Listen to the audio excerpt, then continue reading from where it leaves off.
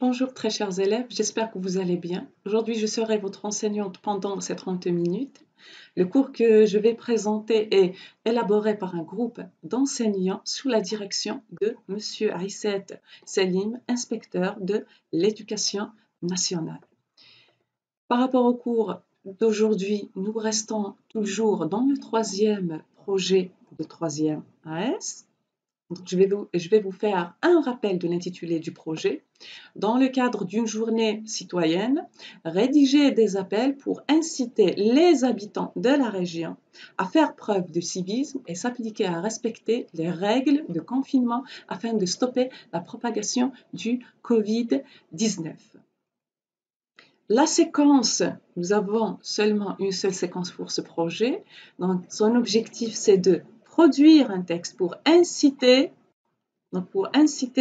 le destinataire à agir. C'est-à-dire à la fin de cette séquence, chers apprenants, vous serez capables de rédiger un texte exhortatif ou bien l'appel. Donc, la compétence, par rapport à la compétence, aujourd'hui nous allons aborder une nouvelle compétence. Durant les cours précédents, vous avez travaillé la compétence de la compréhension de l'écrit. Aujourd'hui, on va faire la production de l'écrit. Donc, vous savez bien, au bac, vous allez travailler ces deux compétences. Dans le sujet du bac, vous avez d'abord la compréhension de l'écrit où vous allez répondre à des questions et des consignes qui vont travailler votre compréhension du texte. Et vous avez la deuxième étape qui est la production de l'écrit où vous avez généralement deux sujets au choix. Donc, le premier sujet, généralement, c'est une technique d'expression et vous avez aussi la production libre. Donc, aujourd'hui, nous allons travailler la technique d'expression qui est le compte-rendu objectif. Le texte que nous allons utiliser ou bien exploiter pour ce cours, c'est le texte que vous aviez fait durant le premier cours. Son titre est « Appel pour un cessez-le-feu mondial », déclaration de presse du secrétaire général de l'ONU, Antonio Guterres. Donc, notre objectif aujourd'hui, les apprenants seront capables de rédiger un compte-rendu objectif d'un texte exhortatif afin d'informer leurs camarades de classe. Donc, bien de savoir tout simplement rédiger le compte-rendu objectif d'un texte exhortatif. Pour cela, je vous propose un sujet, donc un sujet de rédaction. On va ensemble essayer de rédiger le compte-rendu objectif du texte « Appel pour un cessez-le-feu ». Je vous propose déjà le sujet de rédaction. Je vous le lis. Votre camarade de classe n'a pas pu visionner la vidéo du cours 1 vu que sa connexion est lente. Lors de ses révisions, il vous sollicite sur votre Messenger pour lui faire part de l'essentiel de l'information contenue dans le texte proposé. Pour cela, faites le compte-rendu objectif du texte « Appel pour un cessez-le-feu mondial » pour aider votre ami à rattraper le cours. Donc, vous imaginez que l'un de vos camarades ou bien de vos amis n'a pas pu regarder la vidéo du premier cours. Donc, soit qu'il n'a pas de connexion ou bien sa connexion est lente. Là, il vous demande de l'aider à savoir de quoi parle-t-on dans le texte, dans le premier texte qu'on a travaillé. Alors là, qu'est-ce que vous allez faire? Vous allez lui faire un compte-rendu objectif du texte « Appel pour un cessez-le-feu mondial ». Donc, pour mieux comprendre le sujet, on va décortiquer un peu le sujet de rédaction en relevant les situations de communication. Alors, la question qu'il faut se poser à chaque fois qu'on a devant nous un sujet de rédaction, que ce soit une technique d'expression ou bien une production libre, il faut se poser la question « qui écrit ?» Qui va écrire cette rédaction? Donc, vous avez déjà dans ce sujet, c'est qui va écrire? C'est vous, très chers apprenants. Bien, moi autant qu'apprenant. Donc, on se pose aussi la question « quoi ?» Qu'est-ce que je vais faire? Donc, c'est rendre, on va rendre compte du texte. Donc, rendre compte du texte étudié en compréhension de l'écrit. Ça veut dire quoi, rendre compte? C'est-à-dire reprendre ou bien je vais reprendre les idées, ou bien revoir les idées pour les expliquer à mon ami ou bien à mon camarade. Puis, à qui? Je vais m'adresser à qui? Donc, je regarde le sujet, je vais rédiger cette production à qui? Donc, vous allez la rédiger à votre camarade. Donc l'élève qui n'a pas visionné la vidéo du cours, à votre camarade qui n'a pas pu regarder la vidéo. Donc, il faut se poser aussi la question où et quand. Donc, il vous sollicite sur votre Messenger automatiquement lorsque vous serez connecté sur Facebook. Et on se pose aussi la question comment? Je vais rendre compte de l'essentiel de l'information du texte comment? Je vais rapporter ces idées comment? Je vais reprendre les idées du texte comment? Eh bien, avec, regardez bien, faites le compte-rendu objectif. Donc, en rédigeant le compte-rendu objectif, donc sous forme d'un compte-rendu objectif. Et pour finir, il faut se poser toujours la question pourquoi je rédige? Dans quel but? Donc, dans le but d'informer du contenu du texte. Voilà, donc on va faire un récapitulatif de tout ça. Donc, qui va écrire? C'est moi en tant qu'apprenant. Donc, je vais écrire à qui? À mon ami. Qu'est-ce que je vais faire? Je vais rédiger un compte-rendu objectif pour l'informer du contenu du texte. Appel pour un cessez-le-feu mondial. Alors, vous allez me dire, qu'est-ce que ça veut dire un compte-rendu objectif? Donc, pour certains, je sais bien, vous l'avez fait déjà en deuxième AS, vous avez travaillé cette technique d'expression et vous l'avez aussi travaillé durant les objets d'études précédents, à savoir le texte historique et le débat d'idées. Mais on va faire quand même un petit rappel du compte-rendu objectif. C'est quoi un compte-rendu objectif? Regardez bien, le compte-rendu objectif, tout comme le résumé, vise à reprendre les idées essentielles d'un texte dans un style personnel, c'est-à-dire avec ses propres mots à une personne qui ne l'aurait pas lu. Pour faire un compte-rendu, qu'est-ce que je dois faire? Déjà, il faut bien comprendre les informations du texte. Comment je vais bien comprendre? Comment je vais comprendre les textes d'une manière précise? C'est il faut lire le texte plusieurs fois.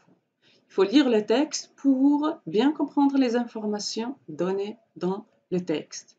Puis, il faut distinguer les idées essentielles des idées secondaires. C'est-à-dire par rapport au compte-rendu objectif, je dois seulement reprendre les idées essentielles et je dois supprimer les idées secondaires.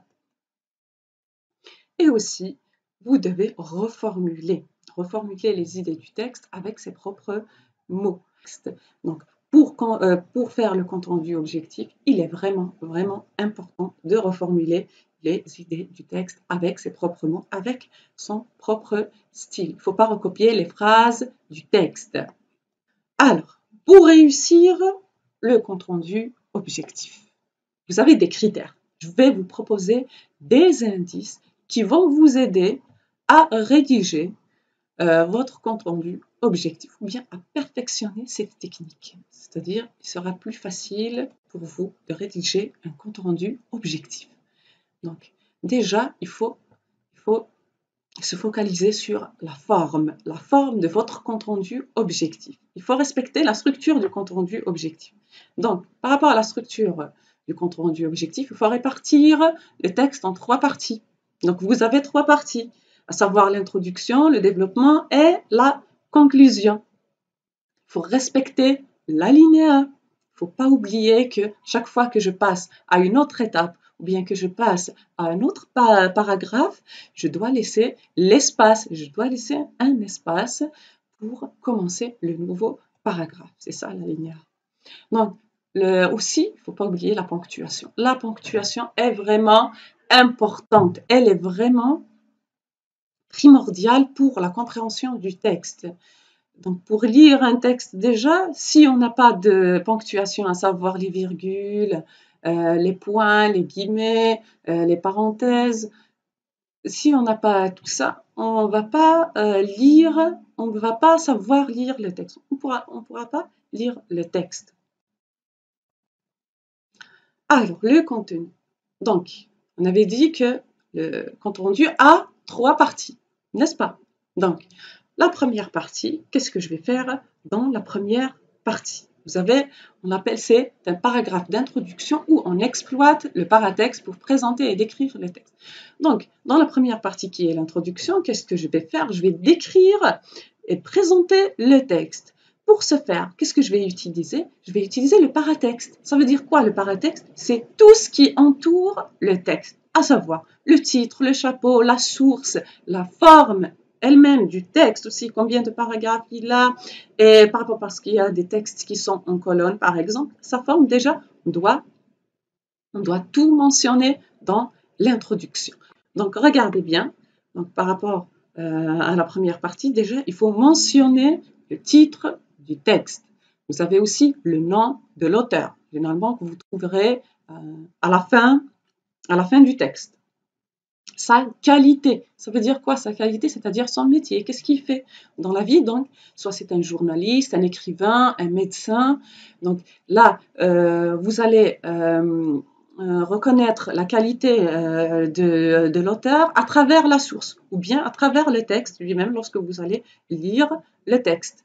Vous avez aussi la source, article de presse, site web, œuvre, donc livre. Par exemple, je vous donne un exemple par rapport à la qualité, on revient à la qualité de l'auteur, je regarde la source. Donc, lorsque je vois que dans la source, on cite que le texte est extrait d'un journal, par exemple. S'il est extrait d'un journal, par exemple Le Monde ou bien Al-Watan, donc celui qui a écrit le texte, généralement c'est un journaliste, par exemple. Aussi par rapport, je vous donne par exemple un exemple par rapport au premier objet d'étude. Lorsque vous voyez à la fin du texte que c'est un livre, son titre parle de l'histoire, histoire avec un grand H. Donc je vais me dire que le texte, celui qui a écrit le texte est un historien, par exemple. Par rapport maintenant on a la date de parution. Vous savez, la date de parution, vous l'avez généralement à la fin du texte. Aussi, qu'est-ce que je dois mentionner? Je dois mentionner le thème traité dans le texte. De quoi parle le texte? Je dois dire le sujet dont parle, je dois mentionner le sujet dont parle le texte. Voilà, par rapport à la première partie. Maintenant, on passe à la deuxième partie. Donc, dans la deuxième partie, qu'est-ce que je dois faire? Je dois faire une synthèse ou un résumé de l'essentiel des informations développées dans le texte. Je vais reprendre les idées essentielles du texte, c'est-à-dire je vais faire un résumé, mais attention, il ne faut pas confondre entre le compte rendu objectif et le résumé. C'est clair? Donc, par rapport au compte rendu objectif, vous avez une certaine structure à respecter. Et par rapport au résumé, je vous donne, par exemple, par rapport au résumé, qu'est-ce que je dois faire? Le résumé, je reprends seulement les idées essentielles, n'est-ce pas? Je reprends, donc en une seule partie, je peux mentionner toutes les idées du texte, en un seul paragraphe. Je dois mentionner toutes les idées du texte en les reformulant. Mais le compte rendu objectif, j'ai 3 parties ou bien 2 parties que je vais où je vais rendre compte de l'essentiel des informations du texte. Et aussi, il y a certaines caractéristiques à respecter par rapport au compte rendu objectif. Parce que vous allez utiliser les articulateurs d'organisation, ce que vous n'allez pas trouver dans le résumé.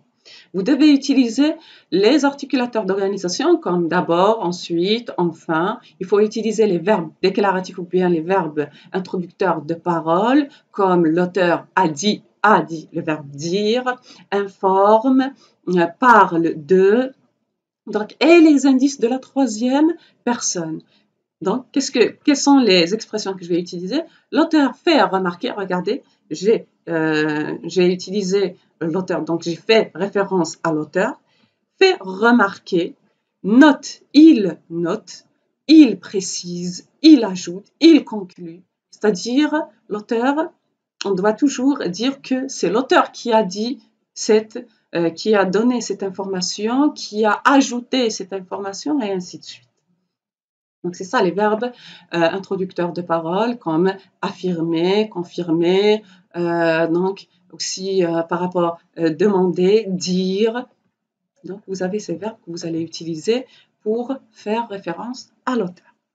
Reformuler objectivement l'essentiel de l'information. Donc, on l'a dit déjà auparavant, on ne doit pas reprendre des phrases du texte, mais on doit les reformuler. Objectivement, ça veut dire que je ne dois pas donner mon avis. Il ne faut pas utiliser des adverbes et des adjectifs qui vont faire référence à mon opinion. C'est-à-dire, je dois éviter de donner mon avis. Il faut rester objectif. Donc, les citations, regardez bien, les citations et les indications tirées du texte à mettre entre parenthèses. Donc, ça veut dire quoi? C'est-à-dire que lorsque, par exemple, vous avez une idée qui vous plaît, une idée qui a attiré votre attention, et vous voulez la partager avec votre ami, une phrase qui vous a vraiment marqué, vous pouvez la reprendre en la mettant entre parenthèses. Pourquoi entre parenthèses? Parce que ce n'est pas votre phrase, c'est la phrase de l'auteur, ou bien c'est la phrase du texte. Très bien. Donc maintenant, on passe à la troisième partie. Qu'est-ce que je vais faire dans la troisième partie? Je vais formuler la visée communicative de l'auteur. Ça veut dire quoi, la visée communicative? Ça veut dire l'intention de l'auteur, c'est-à-dire pourquoi il a écrit ce texte, dans quel objectif. Dans quel objectif il a écrit ce texte. Et je vais la formuler, bien sûr, objectivement. Je ne dois pas donner mon avis. N'oubliez pas que c'est le compte rendu objectif. Vous pouvez donc la formuler, votre visée communicative, en 2 phrases ou 3 phrases, avec une petite expansion sémantique, c'est-à-dire en rajoutant quelques informations par rapport au texte. Toujours. Par rapport au texte, il faut, donc, avant d'oublier, par rapport à la visée communicative, vous pouvez, parce que certains ont l'habitude de travailler seulement 2 parties, à savoir l'introduction et le développement. Je parle toujours du compte rendu objectif. Donc, d'habitude, on ne travaille pas la 3e partie, alors que c'est une étape vraiment importante du compte rendu. Pour ceux qui ont l'habitude de la travailler en 2 parties seulement, vous pouvez reprendre la visée communicative ou bien l'insérer, c'est-à-dire vous n'allez pas écrire, vous n'allez pas rédiger la 3e partie, mais vous devez prendre la visée communicative et l'insérer dans l'introduction, c'est-à-dire à la fin. Par exemple, j'ai cité le thème traité dans le texte, juste après, je mentionne la visée communicative du texte. Ou bien vous pouvez l'insérer dans le développement, comme vous voulez. Maintenant, il nous reste la langue comme critère de réussite. Très chers élèves, évitez de faire trop de fautes d'orthographe. Donc, il faut relire plusieurs fois votre compte rendu pour éviter certaines fautes d'orthographe. Formulez des phrases correctes. Essayez de formuler des phrases correctes. Comment? C'est-à-dire, vous pouvez rédiger seulement des phrases très courtes, sujet, verbe, complément, et vous arrêtez. Et vous passez à autre chose, et ainsi de suite. Évitez de rédiger des phrases trop longues. Alors, comme ça, lorsque vous rédigez des phrases trop longues, vous vous perdez. Après, on fait beaucoup d'erreurs. Donc, c'est mieux de rédiger des phrases très courtes pour les formuler correctement.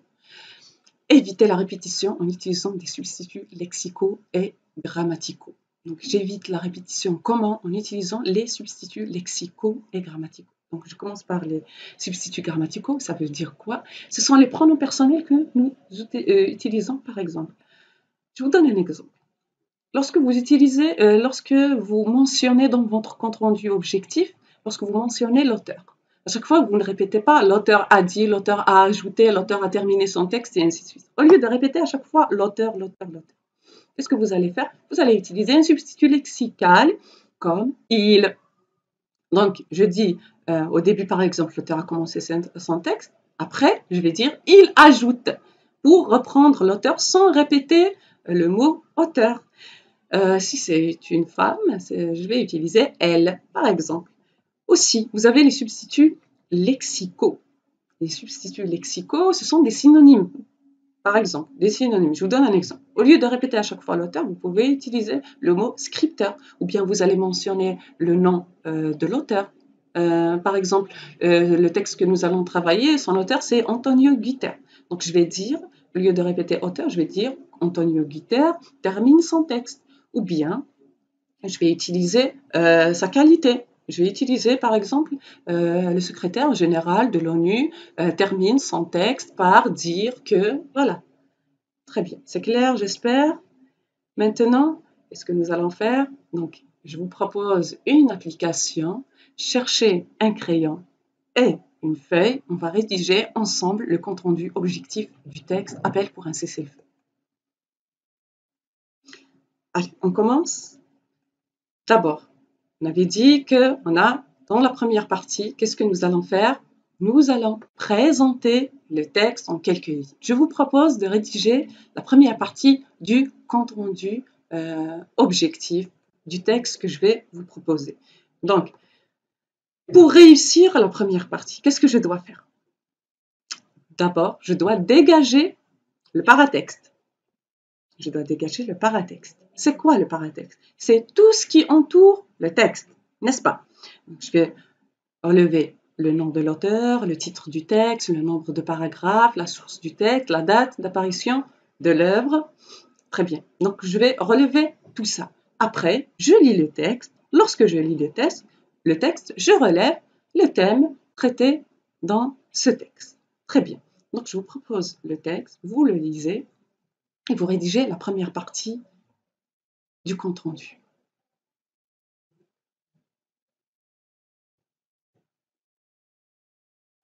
Alors, mes très chers élèves, vous avez rédigé la première partie.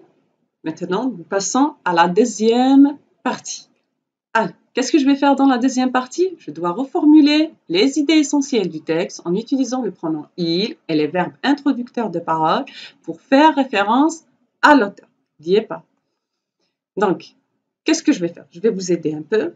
Chaque paragraphe introduit une idée. Ainsi, trouver le plan détaillé du texte permet de mieux reformuler les idées essentielles du texte. Qu'est-ce que vous allez faire? Vous allez lire chaque paragraphe et retrouver l'idée essentielle de chaque paragraphe. Vous avez l'habitude de faire le plan détaillé. Déjà, vous l'avez fait en première S, le plan détaillé du texte. Donc, relevez l'idée essentielle de chaque paragraphe. Et qu'est-ce que je vais faire? Je vais les reformuler. Bien sûr, je ne vais pas reprendre les phrases du texte. Chaque idée reformulée doit être introduite par un verbe déclaratif. Donc, je ne reprends pas seulement les idées, je dois les introduire par un verbe déclaratif, c'est-à-dire ajouter, informer, annoncer, c'est-à-dire l'auteur ajoute que, ou bien informe que, après je mentionne l'idée essentielle. Afin d'avoir un texte cohérent, on doit utiliser des connecteurs logiques. Donc, évitez de reprendre des phrases du texte, je vous l'ai dit déjà auparavant, il faut reformuler les idées du texte. Il faut éviter de recopier des phrases du texte. Alors, on revient au texte et je vous laisse le temps de rédiger votre deuxième partie, la deuxième partie de votre compte-rendu objectif.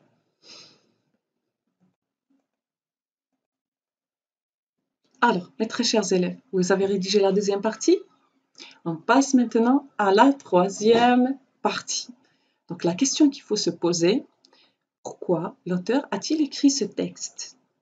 En répondant à cette question, vous allez formuler automatiquement la visée communicative. Je vous laisse le temps de réfléchir. Allez, on passe à la rédaction. Donc, on passe à la correction du compte-rendu objectif. Donc, vous prenez votre compte-rendu et vous allez le comparer avec celui-ci. Donc, c'est un exemple. Donc, c'est un exemple de compte-rendu objectif. C'est un compte-rendu objectif aussi de l'un de vos camarades. Donc, on l'a seulement enrichi un peu. Donc, regardez déjà par rapport à la forme. Regardez, nous avons trois parties, n'est-ce pas? Regardez les parties, comment elles sont écrites et regardez par rapport à l'alinéa. Regardez, on commence chaque paragraphe par cet espace qu'on appelle l'alinéa. Aussi, regardez, on a laissé une ligne entre chaque partie. On va lire l'introduction de du compte-rendu objectif. Ce texte intitulé « Appel pour un cessez-le-feu mondial ». Regardez bien. J'ai commencé par mentionner le titre. Bien sûr, c'est à titre c'est à titre indicatif, c'est-à-dire vous pouvez ne pas commencer par le titre. Vous pouvez commencer par le nom de l'auteur, comme vous voulez. Vous êtes libre. L'essentiel, c'est de mentionner le titre et l'auteur, bien sûr, ce que j'ai dit auparavant. C'est-à-dire il faut mentionner tout ce qui entoure le texte et l'idée essentielle du texte. Ce texte intitulé « Appel pour un cessez-le-feu mondial », regardez, on l'a mis entre guillemets pour mettre en valeur le titre, est une déclaration de presse prononcée par le secrétaire général de l'ONU. Donc j'ai déjà mentionné le genre du texte, c'est quoi? C'est quoi le texte? C'est généralement, par exemple, par rapport à l'objet d'étude, le premier objet d'étude que vous avez fait. Vous dites par exemple ce texte intitulé 8 mai 1945 est un texte historique. Voilà, ici, on a dit que dans la source déjà, on a mentionné que c'est une déclaration de presse. Donc, est une déclaration de presse prononcée par le secrétaire général de l'ONU. Donc, vous voyez ici, secrétaire général de l'ONU, on a mentionné la qualité de l'auteur. Aussi, on a mentionné quoi? Son nom, qui est Antonio Guterres, publié dans le site web de l'Organisation Fonds des Nations Unies pour l'enfance, www.unicef.org. Vous voyez ici, publié, on peut dire aussi, ce texte est extrait du site web ou bien extrait de l'ouvrage, si c'est un livre, ou bien extrait du journal, ça dépend. Donc, je peux aussi utiliser publié dans le site web de l'Organisation Fonds des Nations Unies pour l'enfance, www.unicef.org, le 23 mars 2020. Donc ici, j'ai mentionné aussi la date de parution de cette déclaration. Très bien. Maintenant, ça, c'est par rapport au paratexte, n'est-ce pas? Regardez ici. Il est composé d'un chapeau qui explique le contenu du texte et attire l'attention du lecteur. Vous allez me dire, c'est quoi un chapeau? Donc, le chapeau aussi revient au paratexte. Donc, on revient au texte. Regardez, donc, voici le chapeau du texte. Vous avez ici le titre. Juste après, vous avez le chapeau. Regardez sa forme. Déjà, il est écrit en italique. Vous voyez bien. Il est écrit en italique. Sa forme, le caractère utilisé pour l'écrire n'est pas le même que le reste du texte, n'est-ce pas? Regardez, donc il est écrit en italique. Donc, il y a un espace entre le chapeau et le texte et il vient après, juste après le titre. Donc c'est ça un chapeau. Donc il est là, pourquoi? Pour attirer l'attention du lecteur et pour résumer l'essentiel de l'information ou bien pour informer seulement qu'est-ce qu'on va aborder dans le texte. Regardez, ainsi que, donc il est composé aussi de 4 paragraphes. Donc on a 4 paragraphes qui traitent de l'obligation du cessez-le-feu immédiat en contexte pandémique. Donc c'est le sujet dont parle le texte. Donc je peux dire, il est composé aussi de 4 paragraphes qui traitent de l'obligation du cessez-le-feu immédiat en contexte pandémique. Donc ici c'est le thème traité dans le texte.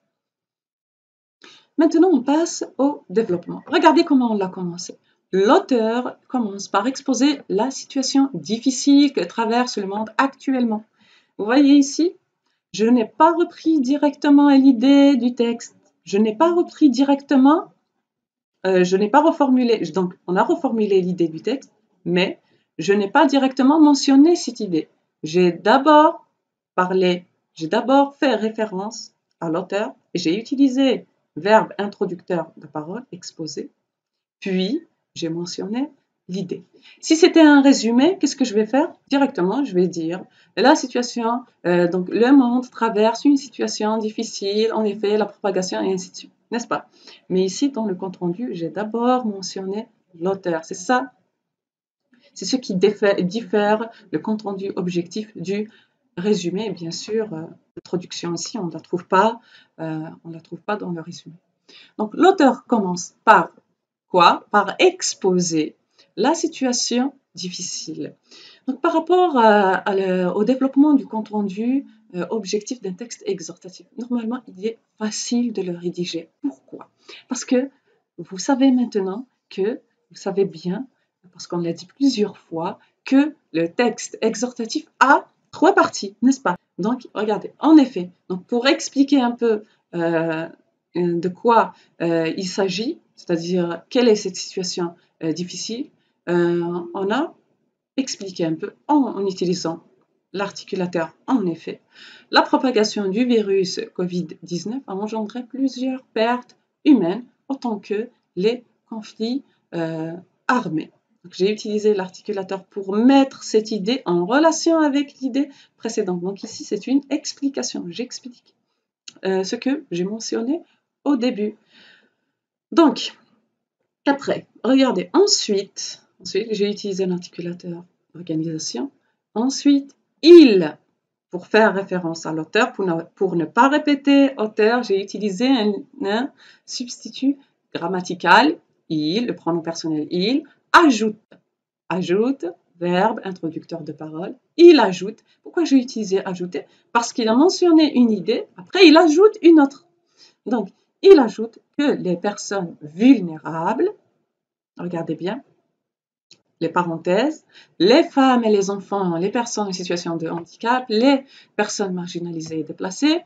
Donc, pourquoi on a utilisé ces parenthèses? Je vous ai dit tout à l'heure que vous pouvez utiliser des citations. Ça veut dire quoi? Relever des phrases. Vous pouvez relever une phrase du texte pour clarifier votre idée.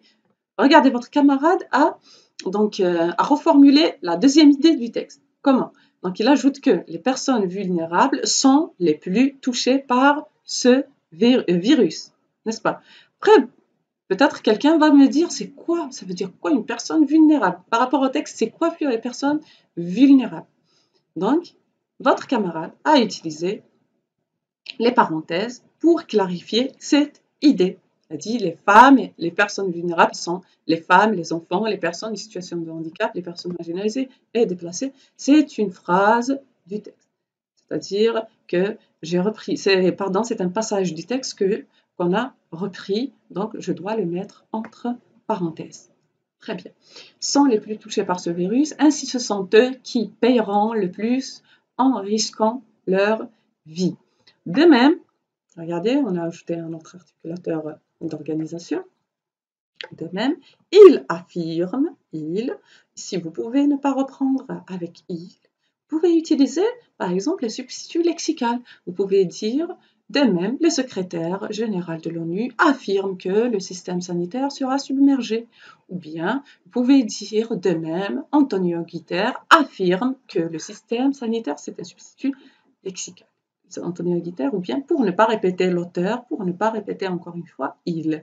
Donc vous avez le choix. Il affirme que le système sanitaire sera submergé par la demande surabondante de malades, de victimes de guerre.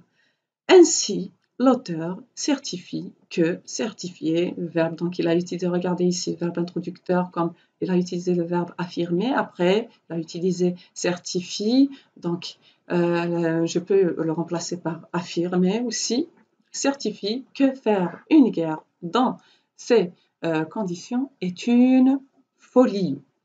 Donc ça, c'est par rapport à la dernière idée du paragraphe. Regardez.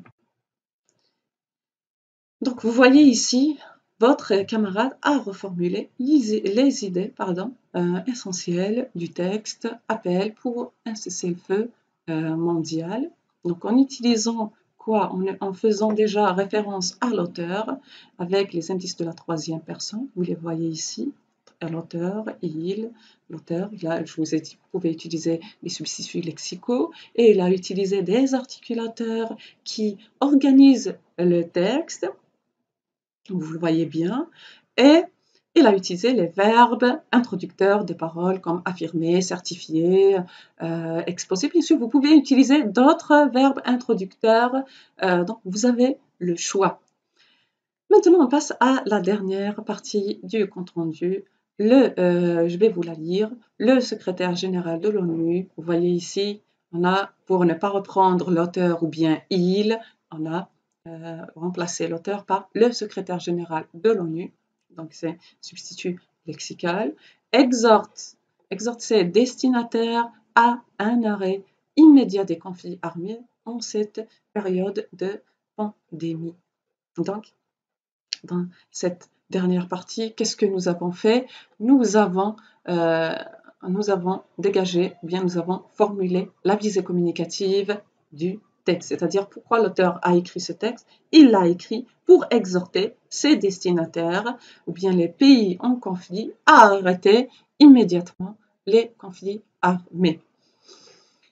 Très bien. Donc, sur ce, j'espère que vous avez compris que vous saurez dorénavant rédiger le compte-rendu objectif du texte. Je sais très bien que la plupart, durant les examens, préfèrent choisir le compte-rendu objectif parce que pour eux, il est plus facile. J'espère que cette technique vous a plu.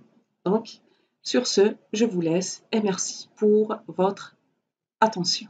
Au revoir.